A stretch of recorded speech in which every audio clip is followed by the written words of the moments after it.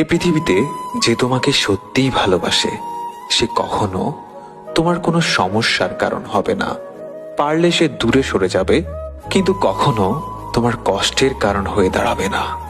হয়তো তুমি আমায় ছেড়ে চলে যেতে পারবে, কিন্তু তোমার সাথে জড়িয়ে থাকা স্মৃতিগুলো নিয়ে যেতে পারবে না। হয়তো তুমি আমাকে ভুলে যেতে পারবে, কিন্তু আমার ভালোবাসাকে কখনোই ভুলতে পারবে না। প্রতিটি মুহূর্ত তোমাকে আমার কথা স্মরণ করিয়ে দেবে।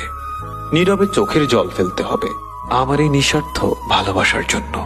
তুমি জানো না আমি তোমাকে কতটা ভালোবাসি। তোমার একটুখানি ভালোবাসা পেতে আমি করতে পারি না এমন কিছুই নেই। তেমনি আমি মেনে নিতে পারি না তোমার দেওয়া একটুখানি অবহেলা। তুমি জানতেও পারবে না একটুখানি অবহেলা আর উদাসীনতা তোমাকে আমার কাছ থেকে কত যোজন দূরে সরিয়ে দেয়। আজ তুমি হয়তো কাউকে পেয়ে সুখী, আমি হয়তো আজ তোমাকে না পেয়ে দুঃখী।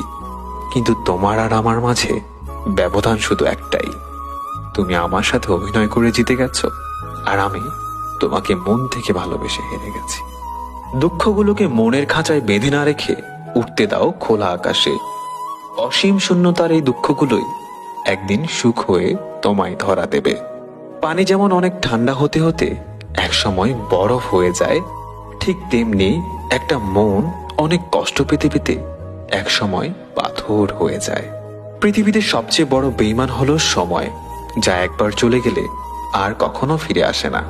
পৃথিবীতে সবচেয়ে স্বার্থপর হলো সুখ, যা হঠাৎ ভেসে আসা মেঘের মতো এসে আবার চলে যায়। পৃথিবীতে সবচেয়ে আপন হলো দুঃখ, যা সবসময় জীবনকে আঁকড়ে ধরে রাখে।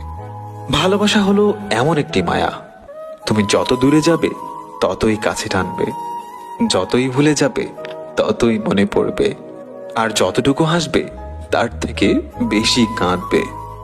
ভালো লাগার আর ভালো থাকার দিনগুলো কেন জানি দীর্ঘ হয় না।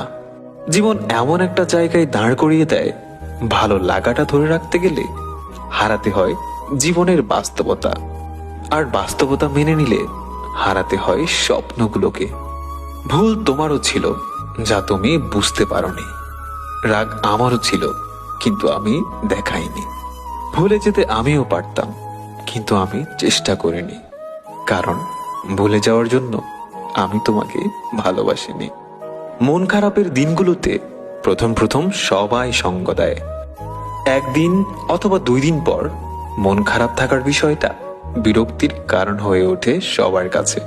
শুধু কেউ বোঝে না কি ভীষণ কষ্টে মন ভেঙে যায়, কি ভীষণ অভিমানে দূরে চলে যায় আপনজনদের কাছ থেকে।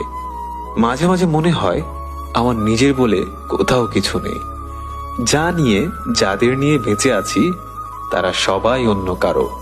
আমি শুধু পরগাছার মতো বেঁচে আছি অন্যের দয়া নিয়ে। আর এই অনুভূতিটা মোটেও কোনো সুখের কল্পনা নয়।